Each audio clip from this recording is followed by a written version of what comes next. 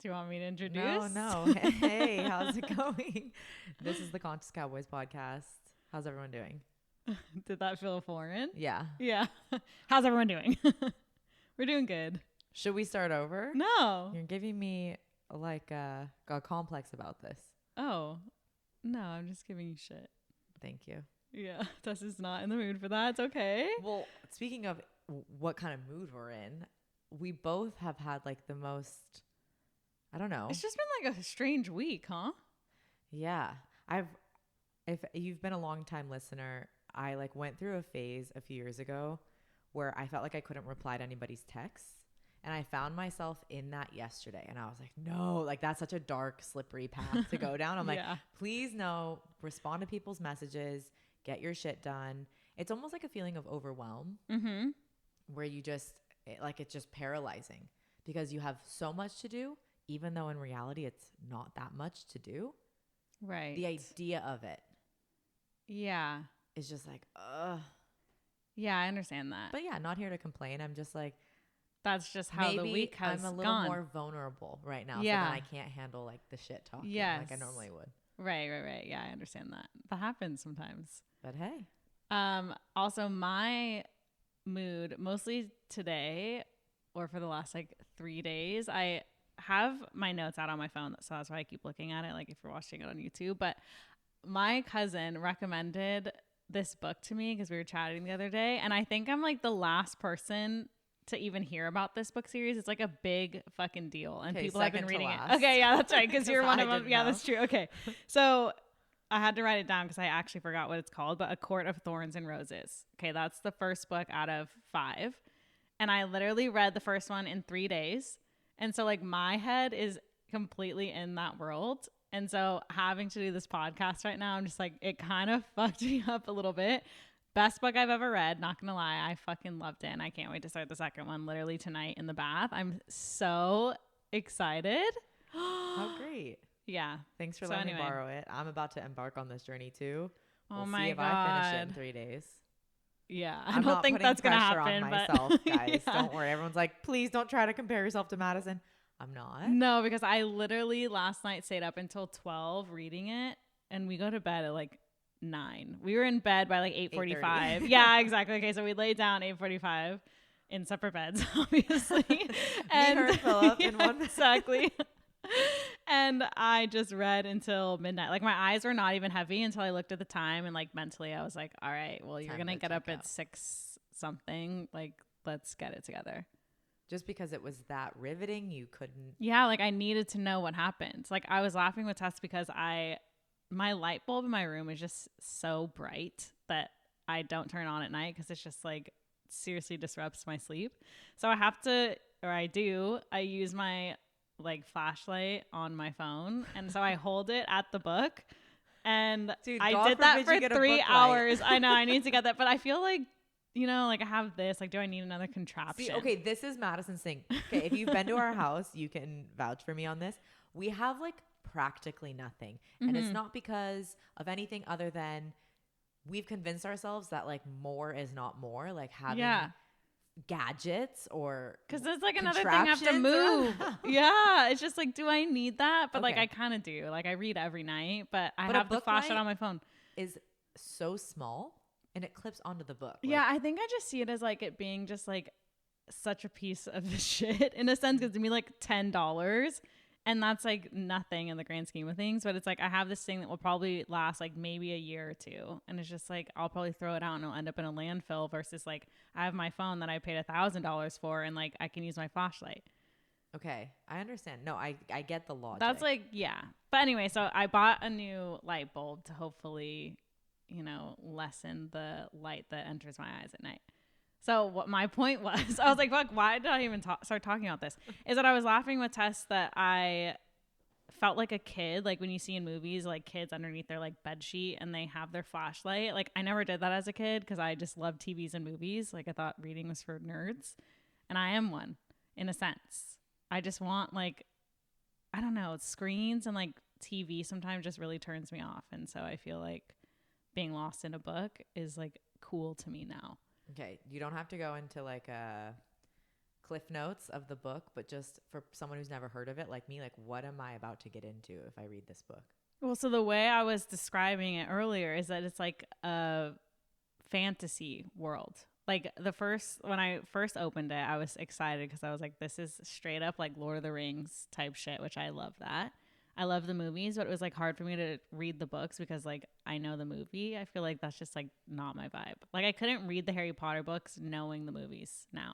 Like I'd rather, if they come out with a movie for this, I feel like I'll be sad because they'll probably ruins it for you. Yeah. Okay. But anyway, so it's pure fantasy, and I was telling Tess it has like a lot of sexual tension in it, which is like, we love that. I love that. Like it just like really draws you in. Like when you're newly dating someone and you have that like feeling of like, ooh, you know, like what's gonna happen? That's how it is. And it just involves love and like the main character basically developing like really beautifully throughout the whole book. And I feel like me reading it, and I'm sure like many other women, it's like you see similarities in the main character, so then it's like even more like, oh yeah, I can fucking do that too. Not the stuff that she does because it's like pure fairy tale, but like it's a good like strong female character. Okay. I don't know. I could use a little like fun fiction. Dude, in I my loved life. it. I've never like read that type of book before. Like it's usually like self-help books, and that's Which can just be like great, but also they sometimes are it's not what you great, need. but At it's the end of the day, fucking. do I really want to go work on myself right now, or can I? Because I know, like I literally always am. Yeah, I know. I was telling Tess, I was like, I don't think I've like after reading this book, I don't think I've ever liked any book I've read. Like honestly, as much as this. Whoa. A big cloud just Yeah. entered the chat. Damn. Yeah, so I'm really excited about it, and thank God there's 4 more books, and they're like over 400 pages, and that's just so sexy to me. Oh my God, I love a long book. Fuck. Was there any life lessons that you got out of the book? Not that you have to share them. I'm just curious if it's like all for just fun story, or is there lessons there? Oh, okay. Well, I was sharing this with you earlier. Is that I mean, I don't know if I'd have to think about it more of like a lesson that I learned from the character, but I think something for me, like out of this experience of allowing myself to read a book that's not self-help is like I feel like usually when I read a book, it's like I'm sitting down, so I feel like, oh, self-help, like I need to be productive in some way. But this isn't like that. But of course I come up with like a lesson out of it of like, oh, but it's good because it allows me to explore my imagination more, which I don't really do. And I never want to lose that. Like I always think about like when we're outside and we see clouds and I want to like look for figures in the clouds. Like I never want to lose that as an adult because I feel like that's just sad. But I was telling Tess earlier, I was like, I was getting hard on myself at the beginning because I was trying to imagine as I was reading the book, like the characters and what they look like in the world they lived in. But I like nothing was coming to my mind. Like I could see like some hair color or like some figures, but it wasn't very clear. And I was getting mad at myself because I was like, I lost like my ability to imagine a world that's not real. Like that's really sad. And so I was like, okay, let's just relax and keep reading and not force it. And then as the book develops, I began to like imagine the world and it made it even more exciting. So I think like that's also why I kept reading because I was like, holy shit, my mind's like being expanded in a different way that's not particularly useful like in our world setting, but to me it is. So yeah. Cool. Okay. Thanks for the DL. Yeah. Loved it. So fucking awesome. Something we were talking about, I don't even remember. You might have to jog my memory of like what made you think of this. Oh, I know. You were text messaging with your cousin. Oh yeah, but also I know what you're gonna say, but we're also just talk about this like in life, aging, getting older. Yeah. Yeah. Well, because obviously we all Oh, are. we all are. Yeah, exactly. Like this is a human experience that we're all sharing, even though it looks different on all of us. And I would say that particularly as women, it's something that you're more aware of. Yes. Unfortunately, just because society has these really curated beauty standards that kind of get forced upon you, whether you like it or not, or whether you subscribe or not, they're there. Yeah. Right. So then you start to like, you look at yourself in the mirror or you look at your life in a way that like reflects those standards, and you, whether you really want to or not, like I think subconsciously, I can speak for myself, I kind of compare myself to what those standards are. Yeah. I was going to say there's like a silver lining in like it being so focused on women, like us noticing aging, is that you either notice it to like a fault that it makes you sad, or since we notice it so much, like there's a chance for us to appreciate it versus, you know. That's a nice way of thinking about it. Yeah. I was thinking about that when you said it because I was like, well, it is up to us in a sense since it is pushed on us. I was like, fuck, we either got to be sad or we just have to be like, all right, here's this new wrinkle near my lips that I am going to be okay with. Right? Yeah, right. I get them more near my eyes. Yeah. But I've definitely noticed them more now than ever. Yes, because we're older. Yeah, but like the oldest we've been. I also think that there's a thing too where we've moved a couple times in the past few and years. there are different mirrors and lighting. Different mirrors, different lighting. Yes. So you see yourself, like sometimes I'll get really used to the way I look in my bathroom. And then I'm out, I don't know, at a gas station. I'm washing my hands and I'm you're like, just like, whoa, what? That's what I look like. Oh my God, that's crazy. Yes, dude. And like, go with me here, right? My skin has been the healthiest it's been, honestly, ever. Yeah. Like it's the clearest it's ever been. It's the least reactive it's ever been, but there's definitely wrinkles happening. I like experienced hair loss in my eyebrows, which was probably stress related, but I don't know, could be deficiencies in minerals. Starting to get a few gray hairs. And you're just like, huh. What the fuck? Like, we were talking about this because it's like, this was never really mentioned to us. And so I wasn't ever prepared for it, even though I don't know if they could prepare me for it because it's going to look different aging on me. But it's like, no one talks about this that much. Or at least the circles that I run in. I don't know. I don't hang out with a lot of older women who don't self-preserve.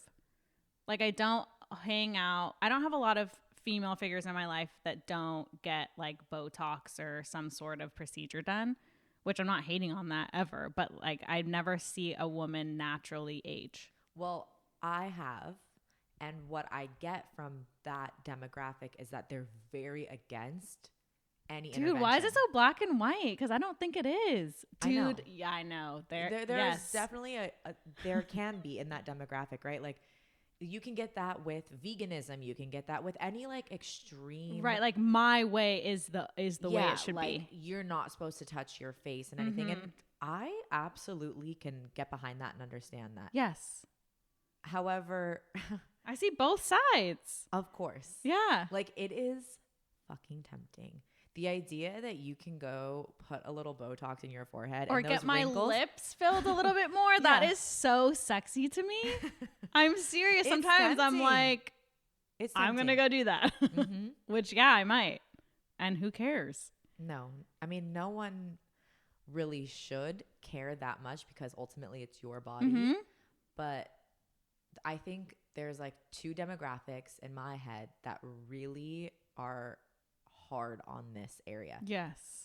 Women who or people who don't participate in it, which is typically women who are like very against that, or men think there's like that if you get a fucking drop of Botox in your forehead, you're gonna come out looking like crazy. Yes, yeah. And not the sexy Halle Berry Catwoman. I'm talking like the woman who had way too much that we've work all done. seen on Instagram. Yeah.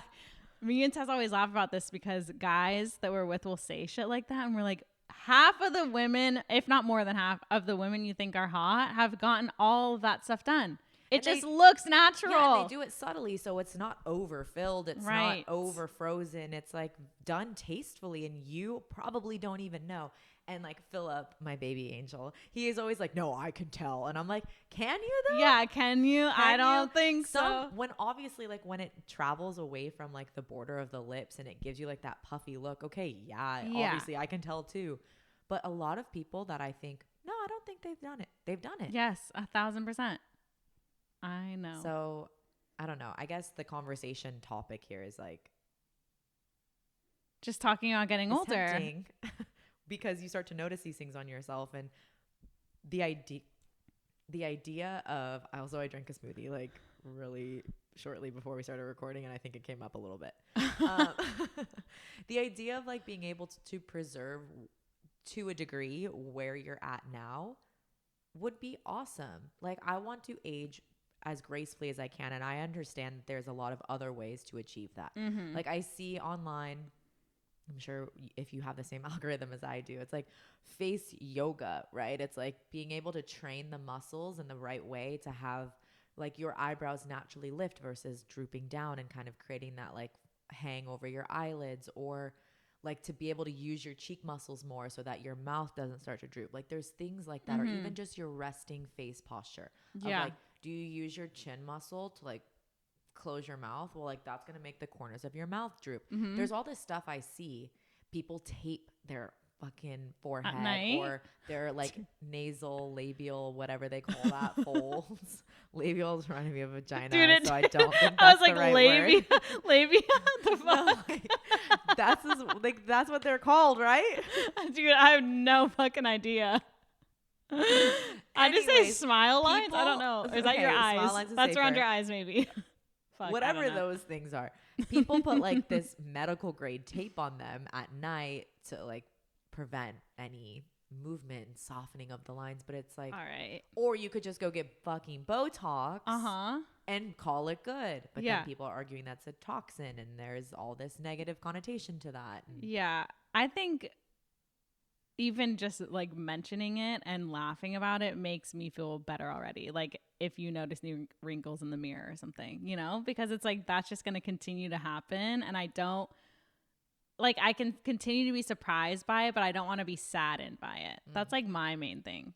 Cause it's just like life happens. All of a sudden I'm like, where the fuck did that, like, I look older. Like this is like I have to deal with a lot of other shit and now I'm looking older. That's weird shit to me. Okay. And for anybody who is like, relax, you're 30 or about to be 30, of course we're very aware of that, right? We know that we're still very youthful and that our skin looks great. Absolutely. Like, I just think it's like the changes are starting to happen now and it's like worth mentioning these changes. So it's not like someone who's listening isn't going crazy on their own saying like, oh my God, my mom never mentioned to me that like it's going to be interesting to get wrinkles on your face. Oh my God, your mom didn't mention to you? My mom's listening and like probably screaming on the other side of the phone like, no, I've told you. Don't sleep on your face because you're going to get wrinkles by your eyes and don't do this. And my mom trained me.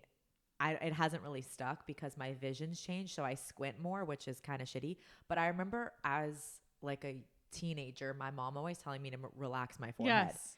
And I didn't really understand the why. It was just like, oh, like it might not look great if I have my eyebrows. Yeah, I feel like I don't have a lot of expression on my face for that reason. Because as a kid, your mom did the same. Yes, I trained myself to not do that, dude. And my mom also, which I know your mom probably did too, is that she told me not to drink through straws because then you get the lines above your lips. Mouth is what she would call it. Yeah. Yeah. Damn, dude. We were raised the same. Essentially. Truly. So it's just interesting. It's just like, I feel like the way that I preface this episode is like inspired by the notes off our phone. Cause it's like, sometimes I just walk through my day and I'm like, oh, that'd be interesting to talk about. Or like, why the fuck did that just happen? Let me write it down. Like, does anyone else experience this? Yeah. And I will say like how wonderful it is to age. Like we've talked about like the aesthetics end of it and like, oh, you know, you start to see things that you didn't have before, but also what a privilege that is to be able to go to bed every night and be able to sleep on your side and you wake up with like a line on your face. Yeah. Like, or do like lines on your chest. Yeah. Yes. Dude. Sleep on your back. Yeah, I know. I try. No, but true. That's a good point, is that it definitely is a privilege to grow older. And like even just like the changes, I mean, all the changes you go through, like mentally too, like the fact that I'm excited to read a book until midnight. Like typically when I was a kid, I'd be like, fucking nerd. Like, let's watch some TV. But no, like I'm changing and I'm growing older and doing new things. Yeah. Or even to the extent of like back onto the body element. Okay, my body is a bit different from what it was back in, you know, my early 20s. Like I feel like I've shifted around. The like proportions of my body are different and I definitely don't fit in a lot of like the same pants that I used to. And for a minute there, I was getting really like, I was in a weird headspace about that because I was like, what happened to me? Dude, you're becoming a woman. Right. Welcome to the wonderful world of womanhood where your body could now support you having a baby, which is a dream of mine, is to be able to carry a baby. So awesome. If my pant size is different, who gives a fuck? Yeah, I know. I often think about that. I think since I went through that like in my early 20s, like having to change clothes because just like, whatever. But I remember when we were going through that like 2 years ago, and it's like hard to like try and talk someone down from feeling bad about themselves, And I think like, I don't know how we did it. I think it's just like a journey, honestly. But it's like obviously you accepting that you're at a different phase in your life and your body is going to look different from time to time. Yeah, my mom and I talked about this too, of like her perspective on it was, well, I didn't really change that much. Like even after giving birth and stuff, like I was wearing my same pants again. So her perspective on it was a little bit more harsh than I would have liked. Sorry, mom, I'm just going to be honest. Like I was like, well, no, it's fine that my body is different from when I was 16 years old, 18 years old, hitting the fucking elliptical treadmill and stair Absolutely. stepper, Or doing even only when, cardio. yes, dude, or even when you were like vegan, doing Pilates fucking every single day or having to teach multiple classes a day, like it's going to look different to now, like late 20s, just a different lifestyle completely. And like the perspective was, don't get complacent. Like, don't just make it like, okay, that now you're a pant size bigger. And I get that. Like, don't just make excuses and get away from what your like hope and dream for your health and your fitness is. But at the same time, I would argue that like I am fit and like I am healthy and maybe healthier than I was. I was just going to say, I was like, we could also argue that you are healthier now because the practices that you decide to do every single day are actually healthier than they were back then. Correct. Like my hormones, I know for a fact, I was working with a doctor at that time. When I was doing a lot of exercise and eating plant-based, my hormones were so messed up. There was no way I was going to get pregnant based off of that. Not that I was trying to, but that's my new goal. So no, that's not going to work right now. Yeah. Sorry. Yeah. And we were even talking about this, and we've done episodes like this when we were like really going through it like a year or so ago, like the latter half, or I'd say like the last like 2 years, 3 maybe, in our 20s, like things that didn't work for us previously, like being vegan, exercising twice a day, whatever it is, like don't work for us now, and having to figure out that new way of living and letting go of what used to work is really challenging, I think. Which sometimes I question myself and I'm like, but why is it so challenging? Like that just doesn't work for you anymore. Let's try a new way. But I feel like it's because it's like so uncomfortable because we've like been in our patterns for so long. And now it's like, all right, we got to switch it up. Like we're going into the unknown. Let's go. And it's like, what's going to happen? Yeah.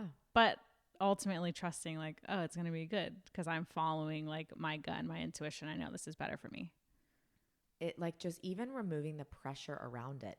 How about you just like wake up and decide what feels good that day? Correct. And then if it doesn't feel good, if you notice that there's like some symptoms that come up from it, whether you're extremely tired or you're really hungry or whatever it may be, then you need to start to fine tune it. But like there is no way for any external source to tell you what's best for you. You have to really go through the trial and error process yourself. Yeah, it's so true. And I think like another point that you brought up is that like every day could look different. And I was talking to Tess the other day because I used to be like so robotic almost in my routine of like every day had to look a certain way in order for me to achieve whatever goal I had in mind. Every day for me doesn't have to look the exact same. Like sometimes I just need different things. Like I need to wake up and maybe the first thing is I don't eat within an hour of waking up like everyone on the internet is saying that I should do now. Like maybe I'm not hungry until 9 a.m. and that's fine. And I want to have 5 meals that day instead of 3, or I want to work out and go for a hike versus go do yoga. Like every day can be different. Yeah. But like I just need to be influenced. I can learn from other people, which I obviously really appreciate that. But like I need to be influenced by what feels best for me versus what feels best for other people. So yeah. Good enough for me, honestly. Yeah. I do learn a lot from you in that regard because I think that I have like started my journey not like I think you're further ahead of me on that journey of coming back into being intuitive with yourself. And like sometimes the path is muddy to me because I'm like, wait, what should I be doing? Like, I don't know. I get a lot of like external input and I don't really want that right now. Like I just how do I find it? And then you are a really great source of like, just start here. Yay. Why don't you just eat some breakfast or why don't you just eat whatever sounds good? What sounds good? Yeah. I'm like, shit, I don't know. Yeah, exactly. I'm like, that's cute though. You're just like, fuck, wait, I don't know. What does Yeah. sound good? Yeah. I mean, it just also makes life better, which I feel like can go into our next topic. That was like a whole segment right there that we were not Wasn't expecting it. anticipating. That was good. I feel proud of us. Good. Really ad-libbed I that really one. second guessed myself there for a second, Yeah. but we've made it. No, we made it. It was rocky in the center, and then we made it home, I feel like. Yeah. So thank God. Okay, so this is like a common phrase that everyone's been hearing, and like I was trying to think of another way to phrase it, but like who cares? Because people will know what I'm talking about. Okay. Romanticizing your life, being the main character of your life. Okay, so I've heard that a million times, and I kind of roll my eyes at that because it's just like, okay, what the fuck does that even mean? And I now understand it in my body, in my life. Because typically, yes, I do things that I like because I am not in a relationship and I don't have children right now. So I like really try to take advantage of like doing things my way and doing activities I like and like making my day look a certain way. So this last weekend, Phil and Tess were out of town because they went to Mammoth. And I was like, all right, like I got the place to myself. Like, what do I want to do? Like, what feels good to me? It's okay if I wanted to like be held up in the apartment for 2 days and watch movies. Like, that's fine. If you want to do that, if I can do it. But I did everything I wanted to. And for lack of a better phrase, like acted like the main character of my life and did everything that like pleased me in those 2 days. And I was like, I was literally glowing after that weekend, like internally, I was like, I have reinvigorated like my life. Like I feel better. Why don't I do this every single day? And the answer is because I am so disciplined and consistent in my routine that when I stray from it and do things that are like more pleasurable, maybe that sounds like sexual, but it's not. Like I just do things that are just like, I don't know a better word for it, but just like feel really good. Sometimes I like get down on myself because I'm like, well, is that going to get you to your goal? Like you need to push, push, push versus like now I'm realizing, well, no, getting that croissant and having coffee and eating it by myself is like actually pushing me closer to my goals because like I'm a happier person overall, So I was like that, like, it just like is clear to me now what that phrase means. And even if it's just like I had a whole day and I had to do stuff that was on my to-do list, like everyone needs to do. But at the end of the day, I'm like, you know what? I'm going to take a 30-minute bath and read. Like, yeah, go ahead and do that. That's fucking awesome. And that still gets you to your goals, right? And I'm like, it does. It conversation does. with yourself. Yeah. Right? Yeah. Right? Yeah. I'm like, well, let's see. And if it doesn't, then we'll course correct. When you brought this up to me as like a potential topic, I started to take inventory of what I practice. Like, how does that topic relate to my life? And what I honestly learned about myself in that moment was that I don't have any alone time. And it makes me laugh. Because if you don't laugh, you'll cry, right? Yes, dude, I say that to Tess all the time. She'll be crying like at a movie and I just start laughing because I'm like, dude, I'm about to cry. Yeah. And I'm so grateful to have like all of my loved ones and Philip and you here. Like it's seriously makes my world so much better. Same. But what I realize is that my day, like I go from one responsibility to the next, to the next, to the next, to the next. And by the time I'm done with my responsibilities, it's now time for everybody to come together. Mm-hmm. So it's not that I want less time with you guys. It's that I want to carve out more time for myself between the responsibilities. Yeah. So it's like, as you do, you get up a little bit earlier. While that might not be what's best for me, I might need to have more of a structured work day. That way I know for sure, okay, I'm going to take this little block off here and go do something. And then I'm going to take this little block off here and go for a walk. Like I do structure my days a little bit, but I think a lot of times what I find, and this is my own doing, is that I get too wrapped up in like my responsibilities for the day, for lack of a better phrase, because I've already said responsibilities. But then I find myself at the end and I'm just like, fuck, I'm so burnt. Yeah, because like I didn't make any room for me. Yes, it goes from, work and just being an adult and taking care of the house and everything else to social. Mm-hmm. and like social every single weekend. Like, when was the last time we took a weekend off? Yeah, like you need to refuel yourself. We in either that have way. people coming here or we're going there. And it's really awesome that we have such a great community. But my gosh, Yeah. I just would love a weekend to do nothing. And so when I came home and I saw you beaming, first I took it personally. I was like, she's had the best weekend of her life. And we weren't I there. wasn't here. Yeah, dude. That's why I was like, I just don't want to talk about it that much. Like at that initial time when you guys got back, I was like, I just want to hear about their trip because I don't want to be like, I honestly had the best weekend ever. And I was like, huh. Well, fuck me Would then. you look at that.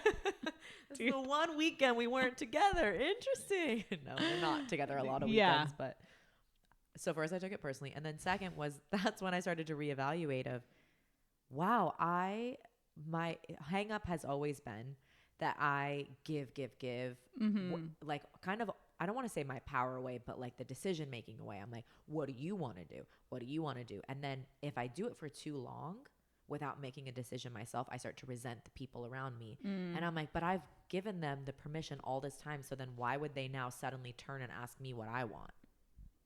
Like they're just used to making the decisions. So they're not going to stop and go, well, actually, Tess, have you made a decision lately? Yeah. Like that's not on them. That's not on you or Philip or my mom or anybody.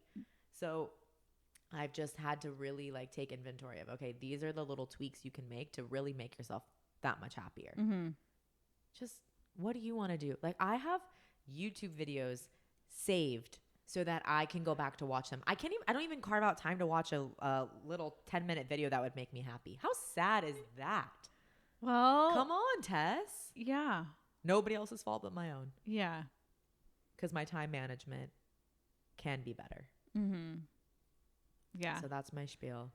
And we were Thanks for talking coming to about my TED Talk. Yeah, exactly. No, that was good. We were talking about this too, is that it's good to establish these habits now before it's like we have even more on our plate, like a family, kids, more taxing jobs, whatever it is. Yeah. Like because a thing of me is like I don't really know how to ask for that much help. So I would just like I'll just do it because I'm trying to make everybody's world better around me. Yeah. And then I realized that like I've done all of the things. So now what did I get to do for fun? Yeah. Now that's not a reoccurring theme every day. I don't hate my life. No. I'm just saying. It's just recognizing. That's a pattern we're in. Yeah, absolutely. No, that's good. Yeah. And like we always say, when you recognize it, it's good because now we can work towards changing that a little bit. But going back to romanticizing your life. So when you talked about that, you're saying you had the best weekend of your life because you did all the things you wanted to do. But can you talk me through what it was like? Because it wasn't, I assume, knowing you based on how productive you like to be, that making decisions based on how things felt, not based on expectation of what you should be doing, was not the easiest. Yeah. So that's really true. Is that I had like moments in the day where I wanted to sit on our balcony and read. So I went to do that. And our balcony gets super hot, which I'm thankful for, like if the sun's out, because it's painted white and it's just like beaming on you and it's heaven. And I was sitting out there and I was reading. I wasn't actually even reading a book at first. I was reading, like I found like this like more spiritual account on Instagram because I've been telling Tess that like I really want to like tap into that more. Like honestly, like healing like generational trauma as like blanket as a term as I can use. Like, how do you even access that? If anyone knows, let me know. But anyway, so I was reading about that on the balcony and I was looking like down below and like people living their lives and stuff. And I was like, I should be like out and about. Like, what am I doing? And then I had to like continuously keep like going back into, no, but this is what you want to be doing. Again, asking that question, like, this is what you want to be doing right now. Like, what else would you be doing? I'm like, yeah, that's true. Like, just sit here and be uncomfortable for a second. And then you can ease into it. And it's like, is that transition? And then I felt okay. But yeah, that happens a lot. So I'm like, no, I should be going to the farmer's market. I should be going doing this. Maximizing. Yeah, time. maximizing time. If the sun is out, like I need to be out doing things and seeing people. And I'm like, no, you can sit in your house and like be okay in the space that you're in. Because like typically, which still it occurs in my life, is that like I always want to be somewhere other than I am, which I think is from a lack of like feeling at home within myself potentially. So always working on that. But yeah, so that's good practice for me. So stillness is hard for you. Yeah. Yeah. And doing that and kind of getting past that is what helped you feel even better this past weekend. Yeah. Like I was describing it to Tess because I went to get a foot massage, and it was like I almost, when I have to sit still and like I can pamper myself, I have to be in like a meditative state in a sense, because like then I was laughing with Tess because I said that I started to think about like the people who were working on my feet, or the man. I was like thinking about his wages, and I'm like, how does he sustain himself in his life? Like, who does he live with? And I'm like, all right, let's not think about that. Like, we're not going to solve world hunger at this moment. Like, let's just come back, enjoy yourself. It's okay. Like, it's okay to sit down and get a massage. Mm-hmm. Like, thank you actually for this time. I know. I'm going to quiet my mind and relax. I have a hard time with that too. Like when I get massages, I always have to make conversation with the person who's doing it because I feel guilty that they're massaging me and I'm not going to return the favor. Right. But then it's like we are paying them. That's true. But yeah, I fully understand that. It's bizarre, honestly. So bad. Yeah. I was looking at my notes because. Is there anything else you'd like to cover today? I think that that's really it. Like I have a lot in my notes, to be honest, but this bag of a jacket. Yeah. No, it looks good. I don't think anyone would notice. I could fit another human being in here. I love it. No, I think this was a great decompressing moment for me after like where I was mentally yesterday. Like I don't cry very often unless it's like something that is are we good out there, guys? Dude, every time we record, some like crazy noise is happening, and I always just laugh now thinking of you saying quiet on set. Like I literally want to put a sign outside the door. Yeah. That'd be nice. We could. Oh fuck. But what I was saying is like I don't cry very often, but I found myself like so overwhelmed last night that I like shed a tear. Come on, you know? And so when we have these deeper life talks like this, it helps to like recenter. Yeah. Yeah.